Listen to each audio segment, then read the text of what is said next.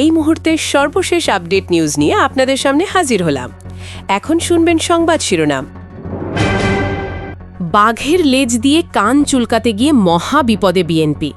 ছাত্র শিবিরের উত্থানে দুর্বল হচ্ছে তারিক রহমানের অবস্থান। ভিপি সাদিকের চালে ক্ষমতা হারাচ্ছে তারেক। প্রার্থিতা ফিরে পেতে এনসিপির মনিরা শারমিনের আপিল। আরও জানাবো, প্রধানমন্ত্রীর কাছে চাঁদাবাজ দুর্নীতি বিরোধী কার্ড চাইলেন আসিফ মাহমুদ। আপনারা দেখছেন লাইভ নিউজ বাংলা। এতক্ষণ দেখছিলেন সংবাদ শিরোনাম, এখন দেখুন বিস্তারিত। রাত ঠিক ৩টে। পুরো ঢাকা তখন ঘুম, নিস্তব্ধ। অথচ ঢাকা বিশ্ববিদ্যালয়ের রাজপথ যেন ফেটে পড়ছে তরুণদের গর্জনে। এতদিন সবাই যাকে নিয়ে হাসাহাসি করত, ছাত্র শিবির, যাদের শক্তিকে নিয়ে সবাই ঠাট্টা করত, তারা হঠাৎ এমন একটা ঝাঁপ দিল যে বনানী থেকে ধানমন্ডি সবাই থমকে গেল। এমনকি খোদ তারিক রহমানও আতঙ্কিত। এই ১২ ঘণ্টার ধানমন্ডি থানা ড্রামার ভেতর চলছিল আরেক খেলা। কেউ আঁকছে ভয়ঙ্কর এক ব্লু প্রিন্ট। সবার মনে তখন স্রেফ একটা প্রশ্ন, এই নোংরা এআই ভিডিও বানালো কারা? কারা এমন খেলা খেলল জাইমা রহমানকে ঘিরে? রাজনীতির এই তাসের ঘর কি ভেঙে পড়ল এক রাতেই? সত্যি জানতে চাইলেই ক্ষমতার অন্দরের অজানা গল্প সামনে আসে। সারাদিনের খবর স্ক্রিনে চোখ রাখলে বোঝা যায়, বছরের পর বছর ঢাকা বিশ্ববিদ্যালয় আসলে একটা ভয়ের সাম্রাজ্য, যেখানে গেস্ট রুম কালচার, দলাদলি আর পেশি শক্তির নামে সাধারণ ছাত্রের পিঠ ভেঙে দেওয়া হতো, সেখানেই হঠাৎ বাজ পড়ল। যারা এতদিন ক্যাম্পাসকে নিজেদের রাজ্য বানিয়ে রেখেছিল, তারা রাতে ঘুমাতে পারল না। হাজারো ছাত্র তখন হাউমাউ করে রাস্তায় নেমে এসেছে। এটা তো মিছিলে আটকানো যাবে না। এটা আসলে ১৫ বছরের জমা ক্ষোভের বিস্ফোরণ। ঘটনাটা শুরু নীলক্ষেত বা টিএসসি কেন্দ্রিক ছিল না। আসল খেলা ধানমন্ডি থানার ৪ দেওয়ালের ভেতরেই শুরু হয়েছিল। হঠাৎ ছাত্রনেতাদের ওপর যেই হামলা হলো, সেখান থেকেই মোড় ঘুরে গেল।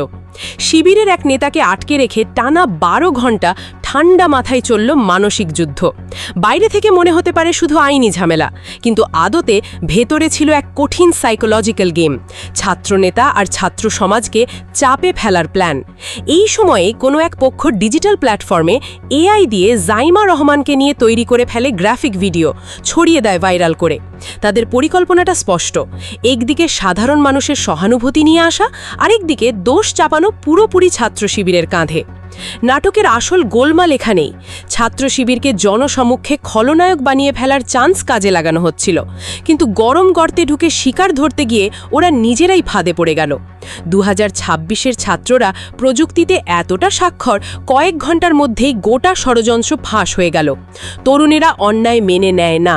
যারা প্ল্যান করেছিলেন টেরই পাননি উল্টো চালেই খেলাটা শেষ হয়ে যাবে। এবার আসি বহুল আলোচিত মুখ ভিপি সাদিক কায়েমের কথায়। ১২ ঘণ্টার ঘাম ঝরানো অচল অবস্থা শেষে মুখ খুললেন তিনি। তার এক গর্জনের রাজনীতির হিসেবটা বদলে গেল। মানুষ ভাবতেই পারেনি এই শান্ত শীতল ভিপি সাদিক এভাবেই বাজিমাত করতে পারেন। পরিষ্কার জানিয়ে দিলেন, ক্যাম্পাসে আর আগের আমলের গ্যাং আর থাকবে না। পেশি শক্তির দাপট এখানেই শেষ। নতুন ছাত্ররা আজ দারুণ সচেতন। কে তাদের কাঁধে ভর দিয়ে রাজনীতি করতে চায় আর কে সত্যিকার অর্থে তাদের পাশে দাঁড়াচ্ছে, সেটা বোঝাটা এখন তাদের কাছে কঠিন কিছু না। ওইদিকে ৩ সন্তানসহ বয়স্ক ছাত্রনেতা যখন ক্যাম্পাসে হাতিয়ার নিয়ে ঘুরে বেড়ায়, তখন শিক্ষার্থীরা সেটা দেখে বিরক্ত হতে পারে, হাসতেও পারে, ভয় পায় না আর। এটাই আসল পরিবর্তন। এজন্যে কেউ আর চোরাগলি দিয়ে ক্ষমতা কুক্ষিগত করতে পারবে না। শিবির এ সুবাদে সাধারণ ছাত্রের আবেগটা চূড়ান্ত মাত্রায় কাজে লাগালো। তারা বলল, অস্ত্র ছেড়ে এসো, আমাদের আন্দোলন শিক্ষার জন্য। সব শেষে পুরো ঘটনা ঘুরে ফিরে সেটাই প্রমাণ করছে, ঢাকার ছাত্র রাজনীতির ভাষা বদলে যাচ্ছে। সাধারণ শিক্ষার্থীর চোখ এখন অনেক ধারালো। তারা কোন ফর্মুলায় কে ক্যাম্পাস টিকিয়ে রাখতে চায় আর কারা পুরনো দিনের পেশি শক্তি আঁকড়ে আত্মরক্ষা করতে চায়, সেটুকু বুঝে ফেলে। আজ এটাই ঢাকার নতুন বাস্তবতা।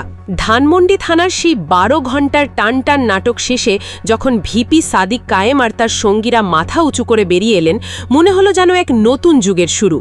যারা নিজেদের ক্ষমতায় অন্ধ হয়ে গিয়েছিল তারা বুঝতে পারল না এই সময়ে শুধু জোর জবরদস্তি দিয়ে সত্য চাপা দেওয়া যায় না। জাইমা রহমানের নামে বানানো সেই নোংরা এআই ভিডিও আসলে এক রাজনৈতিক ফাঁদ। এটা শুধু চরিত্র হননের চেষ্টা না, পুরো আদর্শ নিশ্চিহ্ন করার কৌশল। কিন্তু প্রযুক্তির এই দিনে প্রতিটা ডিজিটাল কর্মকাণ্ডের ছাপ থেকেই যায়। আমরা যখন ওই ভিডিওর উৎস খুঁজতে গেলাম, স্পষ্ট দেখা গেল একটি নির্দিষ্ট আইপি অ্যাড্রেস থেকে পরিকল্পিতভাবে ভিডিও ছড়ানো হয়েছিল। উদ্দেশ্য ছিল সাধারণ মানুষের মন ঘোলাতে, শিবিরকে অপছন্দ করাতে। অথচ উল্টো হলো, ছাত্ররা দেখল ভিপি আর তার সাথীরা অন্যায়ের কাছে মাথা নত করেনি। তাতে সাধারণ ছাত্রের সাপোর্ট এক লহমায় ঢেউয়ের মতো ছড়িয়ে পড়ল। যে গভীর গর্ত অন্যের জন্য খোঁড়া হয়েছিল, তাতে এখন নিজেরাই পড়ে হাবুডুবু খাচ্ছে তারেক রহমানের অবিশ্বাস্য বাহিনী। ঢাকা বিশ্ববিদ্যালয়ের দেওয়ালে এখন নতুন স্লোগান উঠে আসছে।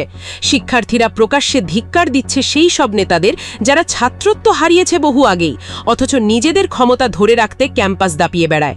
বয়স পেরোনো 3 সন্তানের বাবা নেতারা যখন রামদার চাপাটি নিয়ে ছাত্র রাজনীতির নামে হাঁকডাক করেন, সেটা আর কাউকে ভয় দেখায় না, বরং হাস্যকর লাগে। ছাত্রের চোখে এসব শুধু সস্তা বিনোদন। আসল ভয়ের রাজত্ব তো কবে ভেঙে পড়েছে। এখন সবাই জানে তারা আর একা নেই। শিক্ষার্থীরা নিজেরাই গড়ে তুলছে এক শক্তপোক্ত আদর্শিক সংগঠন। এসব ভাবাই যেত না যদি না চোখের সামনে ঘটত। সবচেয়ে অবাক করা ব্যাপার হলো, শিবিরের সেই চুপচাপ ভাবটা এখন একেবারে উল্টে গেছে। যারা এতদিন গর্তে লুকিয়ে থাকত, তারা এখন দিব্যি সামনে এসে দাবি উঁচু করে দাঁড়াচ্ছে। রাত জেগে ক্যাম্পাসে স্লোগান ধরে ধরে না ধরলে শিবির ছাড়ে না শোনা যায়, বড় নেতাদের ঘুম হারাম হয়ে যায়। কিন্তু এবার এই লড়াই শুধু আওয়াজে সীমাবদ্ধ নয়, শিবির সাধারণ ছাত্রের অনুভূতি বুঝতে শিখেছে। প্রতিপক্ষ কথা বলে অস্ত্র, ভয়, ভীতি নিয়ে, অথচ তারা বলছে লেখাপড়ার মান, নিরাপত্তা আর ছাত্রের ন্যায্য অধিকার নিয়ে। এই আদর্শগত পার্থক্য ছাত্রের চেতনায় বদল আনছে। তারা এখন পরিষ্কার বুঝতে পারছে কে তাদের সাথে খেলছে, কে তাদের জন্য কথা বলছে। তবুও প্রশ্নটা রয়ে যায়, এত দূর এগিয়ে আসা উচ্ছ্বাস কি শুধু আবেগ, নাকি এর পেছনে আছে বড় কোনো রাজনৈতিক মোড়? তারেক রহমানের দল আদৌ কি পারবে এই বুদ্ধিমান তরুণদের সাথে তাল মিলিয়ে চলতে, না তারাও সেই পুরনো পন্থায় পড়ে নিজেরাই নিজেকে ডোবাবে? আমাদের কাছে কিছু গোপন তথ্য আছে। ঢাকা বিশ্ববিদ্যালয়ের এই এক রাতের আন্দোলনের খবর লন্ডন পৌঁছানো মাত্র তারেক রহমান বেশ চিন্তিত হয়ে পড়েছেন। বড় কারসাজি, সাজানো দলপতি সব মুহূর্তে ভেঙে গেল কেন? কেন তার সংগঠন সাধারণ ছাত্রের মন জেতার মতো হতে পারল না? তদন্তে বেরিয়ে আসছে হতাশাজনক এক চিত্র।